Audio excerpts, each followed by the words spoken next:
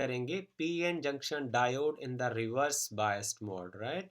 सो PN junction diode को हम forward bias mode में हम पहले पढ़ चुके हैं। अब हम पीएन जंक्शन डायोड को हम रिवर्स बायस्ड मोड में पढ़ने की कोशिश करते हैं।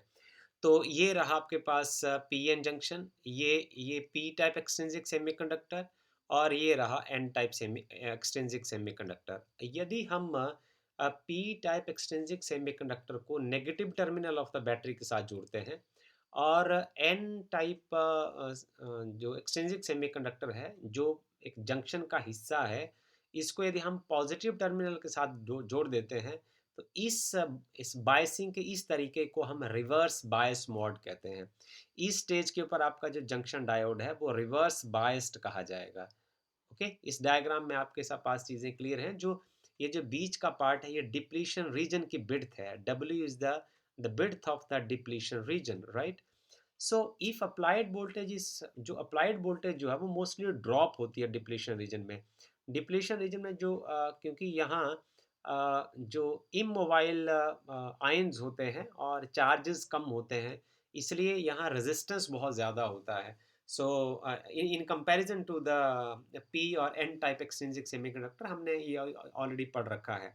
So the direction of the applied voltage is same as that of the direction of the barrier potential. अब आप जरा गौर से देखिए, बेरियर पोटेंशियल की जो डायरेक्शन है वो कहाँ है। ये देखिए, बेरियर पोटेंशियल की जो डायरेक्शन है वो ये रही। ओके, ये रहा आपका अप्लाइड पोटेंशियल, और ये V, और ये रहा बेरियर पोटेंशियल। इसका पॉजिटिव टर्मिनल इधर है, नेगेटिव टर्मिनल इधर है, तो इसको हम अलग एरो से रिप्रेजेंट कर देते हैं। ये देखिए आप, इसमें जो बेरियर पोटेंशियल है और जो अप्लाइड पोटेंशियल है, दोनों की डायरेक्शन सेम है।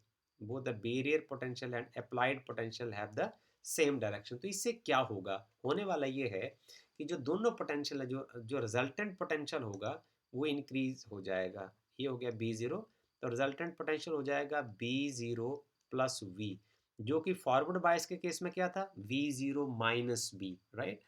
So the effective barrier potential under the reverse bias will be B0 plus V हो जाएगा। ओके, अब इसमें समझने वाली बात जो है वो बड़ी मज़ेदार है। इसको हम फिगर को भी हम आपको एक्सप्लेन करते हैं। देखिए, जब हमारा डिफ्यूज़न करंट और ड्रिफ्ट करंट एक दूसरे के बराबर हो जाते हैं, उसके बाद फर्दर मूवमेंट ऑफ इलेक्ट्रॉन और होल जो है वो ख़त्म हो जाती है, बंद हो जाती है।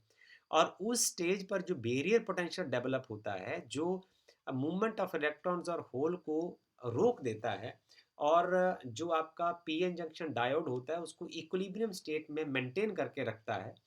जब आपने एक्स्ट्रा बैटरी इसके साथ जोड़ी और रिवर्स बायस मोड में जोड़ी, तो हुआ क्या, हुआ ये कि जो बैरियर विड्थ है वो जैसे फॉरवर्ड बायस में घट गई थी, अब रिवर्स बायस मोड में ये जो बैरियर विड्थ है वो इंक्रीज हो चुकी है। ये देखिए, barrier width has been increased. I mean, this barrier width is now increased, and it increased from B0 to B0 plus V, इतना फर्क हो चुका है, राइट।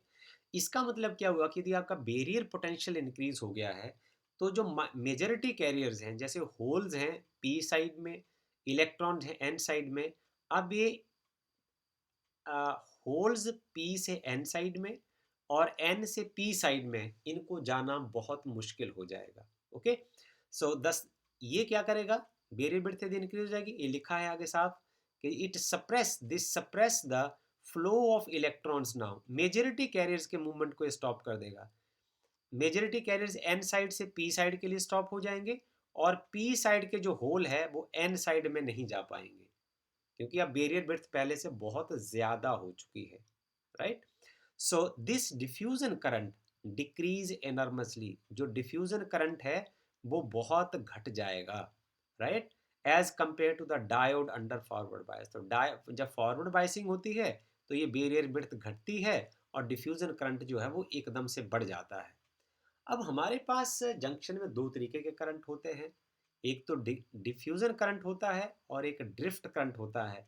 और जो ड्रिफ्ट करंट पैदा कैसे होता है, जो एक यहाँ जो बैटरी जनरेट होती है, डिप्लीशन रीजन में जो बैटरी जनरेट होती है, उससे जो इलेक्ट्रिक फील्ड आता है, this is the source of the drift current, उससे ड्रिफ्टिंग होती है। जरा देखते हैं कि क्या होगा। Electric field direction of the junction is such that the electron on the ends on the P side. अब इलेक्ट्रिक फील्ड के डायरेक्शन कुछ इस तरीके की है कि जो पी साइड में जो माइनॉरिटी कैरियर्स इलेक्ट्रॉन्स होंगे, देखिए यहाँ से जो नेगेटिव जो है ना, इसके माइनॉरिटी कैरियर्स हैं। ये पी साइड है ना, इसमें एक्सेस ऑफ होल्स हैं, इसमें होल्स बड़े ज़्यादा हैं। मैं होल्स यहाँ ज़्यादा बना देता हूँ, ओके। और इलेक्ट्रॉन्स बड़े कम हैं। तो ये जो negative terminal of this applied battery है, ये नेगेटिव नेगेटिव को रिपेल करेगा, तो इधर को जाएगा। अब इसमें जो है वो इलेक्ट्रॉन्स ज़्यादा है, इलेक्ट्रॉन्स लार्ज अमाउंट में है और होल्स बहुत कम है। और देखो रिवर्स बायस में positive terminal of the battery के साथ जुड़ा हुआ है, तो ये जो होल्स हैं वो इधर को जाएंगे, बट हैं ये माइनॉरिटी कैरियर्स। रिवर्स बायस में मेजॉरिटी कैरियर्स तो ब्लॉक हो जाएंगे, जो बैरियर की वजह से जो नेगेटिव इलेक्ट्रॉन्स हैं, नेगेटिवली चार्ज इलेक्ट्रॉन्स हैं, वो इसको क्रॉस नहीं कर पाएंगे। बट जो माइनॉरिटी कैरियर्स है उसके लिए फॉरवर्ड बायस्ड है, इसलिए ये बड़े आराम से यहाँ से गुजर जाएंगे। जो positive charge from the N side will easily go through this barrier to the p side, and the minority carriers in the p side can easily go through this barrier to the n side, but ये बहुत कम होते हैं, इसलिए जो reverse current जो होता है वो बहुत स्मॉल होता है। ये बड़ी मज़ेदार बात है समझने के लिए। Electric field direction of the junction is such that electron on P side, electron minority carriers होंगे यहाँ, ये ध्यान देना है आपने, यहाँ माइनॉरिटी है। पी साइड में इलेक्ट्रॉन बड़े कम है, यहाँ मैंने मार्क किया हुआ है, पी साइड में इलेक्ट्रॉन बड़े कम है और उसके लिए ये फॉरवर्ड बायस है, राइट। क्योंकि नेगेटिव नेगेटिव को रिपेल करेगा, पॉजिटिव पॉजिटिव को रिपेल करेगा, तो एक दूसरे से अब वो एक जो ये पोटेंशियल बैरियर इसको बड़े आराम से क्रॉस कर जाएंगे। देखिए आगे, और जो होल्स एन साइड में है, एन साइड में जो जो होल्स हैं ये माइनॉरिटी कैरियर्स हैं। अब ये इलेक्ट्रिक फील्ड क्या करेगा, ड्रिफ्ट कराएगा इनको। Random motion comes close to the junction and they will swept to its majority zone. आगे हम जारी रखते हैं। द दिस ड्रिफ्ट करंट, ये आपको ध्यान रखना है कि जो ड्रिफ्ट करंट होता है ये इलेक्ट्रिक फील्ड जो जनरेट होता है, जो जो इस पोटेंशियल बैरियर में जो इलेक्ट्रिक फील्ड जनरेट होता है, इस ये ड्रिफ्टिंग ऑफ द कैरियर उसकी वजह से होती है। देखिए drift of carriers gives rise to current, the drift current is of the order of micro ampere. ये जो ड्रिफ्ट करंट है ये माइक्रो एम्पियर का होगा, बहुत कम होगा, okay. This is quite low, बहुत कम होगा, and it is due to the motion of the carriers from the minority side. ये आपने ध्यान रखना है, ये करंट कहाँ से आया, क्योंकि ये माइनॉरिटी कैरियर्स की वजह से आया है। पी साइड से रिवर्स बायस की वजह से होल्स तो इसको क्रॉस नहीं करेंगे, क्योंकि आगे देखिए पॉजिटिव इसको जो है अपोज करने के लिए कितना तैयार है। देखिए 3 लेयर्स हैं, तो पॉजिटिव तो यहाँ क्रॉस नहीं करेगा, बट जो नेगेटिव चार्ज है ये आराम से क्रॉस कर जाएगा। एक तो ये नेगेटिव टर्मिनल बैटरी से जुड़ा हुआ है, तो ये इससे नेगेटिव नेगेटिव को रिपेल करेगा। इधर जो पॉजिटिव प्लेट है ये इसको अट्रैक्ट करेगी, तो बड़े आराम से यहाँ से क्रॉस कर जाएगा। और जो एन साइड में जो होल है, ये होल है, ये कम है यहाँ, ये positive terminal of the battery से जुड़ा हुआ, पॉजिटिव पॉजिटिव को रिपेल करेगा। आगे ये जो अपोजिट एंड है वो नेगेटिवली चार्ज है, तो ये बहुत आराम से इसके बीच में से क्रॉस कर जाएगा। इसलिए जो रिवर्स करंट होता है वो बहुत कम होता है, क्योंकि ये माइनॉरिटी कैरियर्स की वजह से होता है, right. So the drift current is also under the, हाँ यस, ये लाइन आपने बड़े ध्यान से समझनी है, इसको बहुत ज़्यादा ध्यान से समझना है। ये जो ड्रिफ्ट करंट है, जो ड्रिफ्ट करंट आ रहा है, is also under the forward bias. ये आपने बहुत समझने वाली बात को लेना है। जो ड्रिफ्ट करंट है इसके लिए फॉरवर्ड बायस है, बट ये नेग्लिजिबल है माइक्रो एम्पियर की। वैसे मैंने इसकी एक्सप्लेनेशन दे दी है। देखो ये जो होल्स है ना, जैसे हम पी साइड की बात करते हैं, इसमें मेजॉरिटी जो है वो होल्स होते हैं। होल जो हैं ये negative terminal of the battery से जुड़ा हुआ है, तो ये इसकी वजह से आगे नहीं जाएगा। ये दो तरीके से अपोज होगा, एक तो negative terminal of the battery से जुड़ा हुआ है, यहाँ से इनको कोई रिपल्सिव फोर्स नहीं मिलेगा। दूसरा यहाँ देखो, इन इन होल्स को अपोज करने के लिए इस ऑपोजिट एंड के ऊपर बहुत ज़्यादा पॉजिटिव चार्ज है, ये पॉजिटिव पॉजिटिव को रिपेल करेगा, तो ये तो जा नहीं सकेंगे। पर माइनॉरिटी कैरियर जो इलेक्ट्रॉन्स हैं वो उनके लिए ये फॉरवर्ड बायस है। ये जो माइनॉरिटी कैरियर्स इलेक्ट्रॉन है, नेगेटिव जो है वो नेगेटिव को रिपेल करेगा, और ये जो ऑपोजिट एंड है इसमें बहुत ज़्यादा पॉजिटिव है तो इसको एकदम से अट्रैक्ट कर लेगा। इसलिए ये फॉरवर्ड बायस होता है। फॉरवर्ड बायस में क्या होता है, नेगेटिव नेगेटिव के साथ जुड़ता है, पॉजिटिव पॉजिटिव के साथ जुड़ता है। तो यहाँ के जो माइनॉरिटी कैरियर्स, ये देखो ये जो ये होल है, ये होल इधर पॉजिटिव के साथ जुड़ा हुआ है, इसलिए इसके लिए ये फॉरवर्ड बाइसिंग है। इसलिए इस फॉरवर्ड बाइसिंग की वजह से यहाँ पॉजिटिव टर्मिनल पॉजिटिव को रिपेल करेगा, और ये जो ऑपोजिट एंड का जो नेगेटिव है ये इसके लिए क्रॉस कराने में हेल्प करेगा, because positive always attract the negative, right. So it can easily go through this barrier. So इसलिए जो करंट होगा माइनॉरिटी कैरियर्स की वजह से होगा, बट बहुत कम होगा। और माइनॉरिटी कैरियर्स के लिए ये ड्रिफ्ट करंट है, ये ड्यू टू फॉरवर्ड बाइसिंग है। ये आपने बहुत समझने वाली बात, इसको मान के चलना है।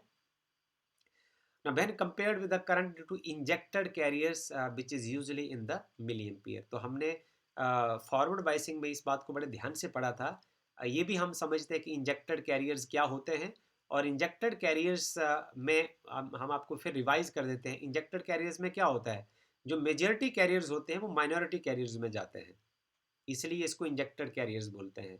जैसे फॉर एग्जांपल यदि पी साइड के जो एक्सेस ऑफ होल्स हैं वो एन साइड के माइनॉरिटी कैरियर्स होल में जाकर घुस जाएं तो इसको बोलते हैं इंजेक्टेड कैरियर्स। और इन इंजेक्टेड कैरियर्स की का जो करंट होता है वो मिली एम्पियर की रेंज का होता है, जैसे फॉरवर्ड बायस में हमने पढ़ा था। अब है कि the diode reverse current is not very much dependent on the applied voltage. जो डायोड का रिवर्स करंट है वो अप्लाइड वोल्टेज के ऊपर डिपेंड नहीं करता है। ये ज़्यादातर डिपेंड करता है कि जो माइनॉरिटी कैरियर्स की कॉन्सेंट्रेशन कितनी है। इवन इस very small sufficient voltage to sweep the minority carriers from the one side of the junction to the other side, the current is not limited by the magnitude of the applied voltage। Current को आप applied voltage से limit नहीं कर सकते, control नहीं कर सकते, but it is limited to the concentration of the minority carriers. हमने आपको पहले बताया कि ये जो करंट होता है वो माइनॉरिटी कैरियर्स कितने हैं दोनों साइड उसके ऊपर डिपेंड करता है। यदि माइनॉरिटी कैरियर्स कम होंगे तो ये बहुत कम होगा, यदि माइनॉरिटी कैरियर्स थोड़ा सिग्निफिकेंट अमाउंट में होंगे तो ये थोड़ा ज़्यादा हो जाएगा, पर रहेगा बहुत कम, माइक्रो एम्पियर की रेंज में ही रहेगा। The current under the reverse bias is essentially voltage independent. हम इसको ये कह सकते हैं कि काफ़ी हद तक, ध्यान से सुनना है, काफ़ी हद तक ये वोल्टेज इंडिपेंडेंट होता है, बट हमेशा नहीं। Up to certain critical reverse bias voltage, voltage के रिवर्स बायस वोल्टेज की कुछ हद तक ये इंडिपेंडेंट ऑफ द वोल्टेज होता है, पर जब क्रिटिकल वैल्यू पर आप पहुंच जाते हैं उसको हम ब्रेक डाउन वोल्टेज बोलते हैं, तो ये वोल्टेज डिपेंडेंट हो जाता है। तो ये वोल्टेज बढ़ाने के साथ एकदम से बढ़ जाता है। आप इस डायग्राम को देख सकते हैं, figure number 14.15। so I cannot say it is 14.15, it is 14.16, this figure is 14.16। Okay, उसका सी पार्ट में आप देखिए, यहाँ तक हम देखेंगे इस पॉइंट तक तो जो लगभग वोल्टेज के इंडिपेंडेंट है, but when the voltage is nearly around about 90 volt के आसपास है तो आप देखिए there is a sharp increase in current. So this is the point of the breakdown voltage. यहाँ आकर वो वोल्टेज के डिपेंडेंट हो जाता है और बहुत एकदम से शार्पली इंक्रीज हो जाता है, एकदम से इंक्रीज हो जाएगा। आप यहाँ देख सकते हैं, ये देखिए करंट यहाँ थोड़ा है, जो एक्स एक्सिस है वो वोल्टेज को बता रही है, वोल्टेज की इन्फॉर्मेशन दे रही है, और जो बाई एक्सिस है वो करंट की इन्फॉर्मेशन दे रही है। तो जो पॉजिटिव बाई एक्सिस है इसमें करंट मिली एम्पियर की रेंज का है, जो नेगेटिव बाई एक्सिस है वो करंट माइक्रो एम्पियर की रेंज का है। तो रिवर्स बायस करंट जो हुआ होगा ड्यू टू माइनॉरिटी कैरियर जो माइक्रो एम्पियर की रेंज का होता है। और आप इसको देखें यहाँ तक ये बहुत कम है, मतलब यहाँ देखो ये 10 माइक्रो एम्पियर है, तो ये बहुत नियरली 1 माइक्रो एम्पियर के आसपास है, देखिए। और जब आप रिवर्स बायस वोल्टेज को 90 वोल्ट के आसपास अप्लाई करते हैं तो there is a sharp increase in current, ये यहाँ से हमने ऑब्जर्व करना है। If the reverse current is not limited to the external circuit, यदि आप इसको लिमिटेड नहीं करेंगे, कंट्रोल नहीं करेंगे, तो बिलो द रेटेड वैल्यूज, जो मार्क्ड वैल्यू होगी, जो मैन्युफैक्चरर उसको मार्क करेगा कि इतना ही ये टॉलरेट कर सकता है आपका PN junction reverse bias mode में, तो क्या होगा, आपका जो पीएन जंक्शन है वो डिस्ट्रॉय हो जाएगा, वो काम करने लायक, काम आने लायक नहीं रहेगा। ओके, और हमने पढ़ा कि जो मैन्युफैक्चरर है उसके ऊपर एक वैल्यू मार्क करके रखता है, और यदि उस वैल्यू से हम एक्सीड करते हैं, वोल्टेज ज़्यादा अप्लाई करते हैं, तो हमारा जो जंक्शन डायोड है वो ख़राब हो जाता है। So once it exceed the rated value the diode get destroyed due to overheating. और ये ना केवल फॉरवर्ड बायसिंग में होता है, ये सॉरी रिवर्स बायसिंग में होता है, पर ये फॉरवर्ड बायसिंग में भी हो जाता है। चाहे फॉरवर्ड बायस हो चाहे रिवर्स बायस हो, जो मैन्युफैक्चरर के इंस्ट्रक्शंस हैं उसको आपको ध्यान से फॉलो करना है। अब बात ख़त्म हुई फॉरवर्ड बायसिंग की और रिवर्स बायसिंग की। हम अब देखते हैं कि जो फॉरवर्ड बायसिंग में और रिवर्स बायसिंग में जो हमारा जंक्शन डायोड है वो बिहेव कैसे करता है। तो इसके लिए हम वोल्टेज एम्पियर कैरेक्टरिस्टिक्स पढ़ेंगे डायोड के, कि जो अप्लाइड वोल्टेज के साथ जो है वो करंट आउटकम में किस तरीके से आता है। So the variation of the current as a junction as a function of applied voltage, ये आप फिगर नंबर 14.16 ए और बी आप डायग्राम देख सकते हैं कि हमने जोड़ना कैसे है। देखिए फॉरवर्ड बायस में क्या होगा, ये आपके पास पी एन जंक्शन हो गया। अब आपने यदि इसको फॉरवर्ड बायस से करना है तो पी को यहाँ पॉजिटिव टर्मिनल के साथ जोड़ दिया, एन को आपने यहाँ नेगेटिव टर्मिनल के साथ जोड़ दिया। जो वोल्ट मीटर है, ये आपने वोल्टेज आप कितनी अप्लाई कर रहे हैं इस रियोस्टेट से, उसको मेजर करने के लिए वोल्ट मीटर को हमेशा हम सर्किट में पैरेलल में जोड़ते हैं, इसलिए आपने इसको पैरेलल में जोड़ दिया। और जो करंट फॉरवर्ड बायसिंग में मिली एम्पियर की रेंज का होता है, इसलिए आपने एक मिली एमीटर यहाँ लगा दिया। और एम मीटर को आप जानते हैं कि हमेशा सीरीज में लगाया जाता है, इसलिए हमने उसको यहाँ सीरीज में लगा दिया। तो डायग्राम बनाने में आपको अब कोई समस्या नहीं।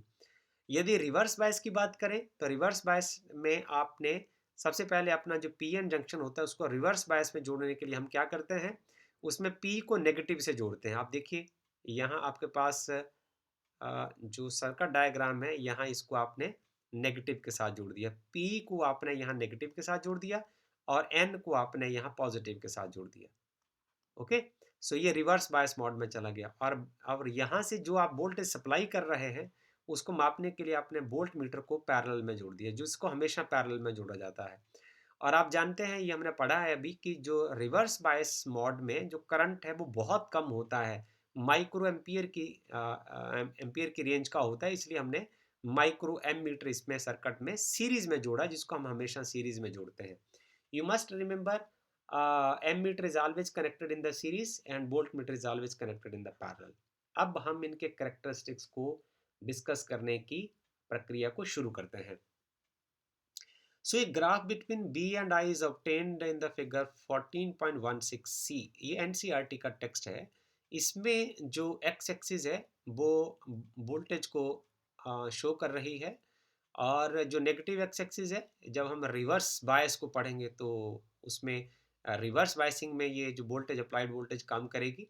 और जो पॉजिटिव बाई एक्सिस है, ये फॉरवर्ड बायसिंग में जो करंट है वो मिली एमीटर की मिली एम्पियर की रेंज का होता है, इसलिए ये मिली एम्पियर अपवर्ड डायरेक्शन में शो करेगा। और जो रिवर्स बायस में होगा वो माइक्रो एम्पियर की रेंज का होता है, इसलिए जो नेगेटिव बाई एक्सिस है वो माइक्रो एम्पियर को रिप्रेजेंट कर रही है। तो सबसे पहले हम चर्चा करते हैं फॉरवर्ड बायसिंग की। So we can say here कि you can see in the figure number 14.16c in the forward bias the current first increase very slowly। आप ग्राफ में देख सकते हैं करंट लगभग जीरो के बराबर है। बाई एक्सिस में देखिए, आप जब वोल्टेज को यहाँ इस साइड जो है वो आप इंक्रीज करते चले जा रहे हैं, पहले 0.2 वोल्ट अप्लाई किया, 0.4 किया आपने तो कोई करंट नहीं है। 0.6 वोल्ट जब आप अप्लाई कर रहे हैं उसके बाद there is a exponential increase in current, right. ये ग्राफ में बिल्कुल एकदम से साफ दिख रहा है। And after that there is a sharp increase in current. So इस वोल्टेज को हम क्या बोलते हैं, थ्रेशोल्ड वोल्टेज बोलते हैं। This voltage is called threshold voltage. और यदि आपका जो सेमीकंडक्टर है वो जर्मेनियम का है तो ये थ्रेशोल्ड वोल्टेज की वैल्यू लगभग 0.2 वोल्ट के आसपास होगी। और यदि आपका जो सेमीकंडक्टर है वो सिलिकॉन का है तो ये आपकी जो वैल्यू होगी 0.7 वोल्ट के आसपास होगी। ओके, और for the diode under the reverse bias condition the current is very small. तो इसमें करंट बहुत कम होगा, माइक्रो एम्पियर की रेंज का होगा। And this is almost remains constant, लगभग लगभग कांस्टेंट रहता है। आप जरा ध्यान से इसको देख लें। With change in bias, reverse bias में यदि आप ले जाएं तो इसको हम बोलते हैं रिवर्स सैचुरेशन करंट। आप डायग्राम में देखिए, आप फिगर में देखिए, जो ग्राफिकल फिगर है ये सी, इसमें देखिए आप, यहाँ जब आप रिवर्स बायस वोल्टेज आप अप्लाई करते हैं तो जब 20 वोल्ट है, 40 वोल्ट है, 60 वोल्ट है, 80 वोल्ट तक, नियरली 70 वोल्ट तक ये कांस्टेंट रहता है। इसलिए हम बोलते हैं इसको रिवर्स सैचुरेशन करंट। पर और यहाँ तक ये लगभग वोल्ट अप्लाइड वोल्टेज से इंडिपेंडेंट रहता है। It is independent of the applied voltage, it just depends upon the number of minority carriers in P and N type extrinsic semiconductors में। However special cases at very high reverse bias voltage, जब आपकी reverse bias voltage जो वो बहुत ज़्यादा हो जाती है, नियरली देखिए 90 वोल्ट, यहाँ आप इसको इस पॉइंट को बड़ा सीरियसली कंसिडर करिए। द करंट सडनली इंक्रीज, यहाँ करंट एकदम से शार्प इंक्रीज शो करता है, ये फंक्शन ऑफ वोल्टेज हो जाता है। And this special action of the diode is discuss, ये इसको हम बाद में फिर इसकी चर्चा करेंगे। और the general purpose diodes are not used beyond the reverse saturation current region. तो इतना इसका एक्सप्लेनेशन काफ़ी है। जो ये हमने डिस्कशन की है पीएन जंक्शन डायोड के बारे में, primarily allows the flow of current only in one direction. जो करंट जो है वो मेजॉरिटी कैरियर्स की वजह से जो फॉरवर्ड बायस रीजन में ही करंट होता है। And the forward bias resistance is law, कारण क्योंकि जो फॉरवर्ड बायस में रेजिस्टेंस बहुत कम होता है in comparison to the reverse bias. Reverse bias में जो बैरियर ब्रेड्थ है वो इंक्रीज हो जाती है, इसलिए उसका रेजिस्टेंस जो है बहुत ज़्यादा हो जाता है। तो इसके लिए हम एक प्रॉपर्टी, ये जो हमारी फॉरवर्ड बायस में जैसे करंट ज़्यादा होता है रेजिस्टेंस कम होता है, रिवर्स बायस में रेजिस्टेंस ज़्यादा होता है करंट कम होता है, ये जो हमारा जो जंक्शन डायोड की प्रॉपर्टी है, इसको हम आगे अगले वाले सेक्शन में रेक्टिफिकेशन में हम इसका इस्तेमाल करेंगे, तो हम उसके बाद उसी समय इसकी ज़्यादा चर्चा करेंगे। यहाँ हम एक क्वांटिटी डिफाइन करना चाहते हैं, डायनामिक रेजिस्टेंस क्या होता है। तो डायनामिक रेजिस्टेंस को डिफाइन करना आपको बड़ा इजी लगेगा। डायनामिक का मतलब होता है जो बदलता रहता है। तो आप जानते हैं Ohm's law, voltage is equal to I time R, तो रेजिस्टेंस क्या होगा, वी अपॉन आई होगा। तो ये होगा स्टैटिक रेजिस्टेंस। अब यदि आपने इसको डायनामिक का बदलने वाले रेजिस्टेंस में लिखना है, तो ये जो वोल्टेज है वो भी बदल जाएगी, मीन्स उसकी दो वैल्यूज हो जाएंगी, B two minus B one. ये देखिए, ये B two minus B one आप लिख देंगे, उसकी एक वैल्यू नहीं होगी। और करंट की भी दो वैल्यू हो जाएंगी, आई टू माइनस आई वन। तो ये जो रेशो हो जाएगी delta we upon delta I, this is the expression of the dynamic resistance. R D represent the dynamic resistance. So this is all about the PN junction diode as a reverse bias. Thank you.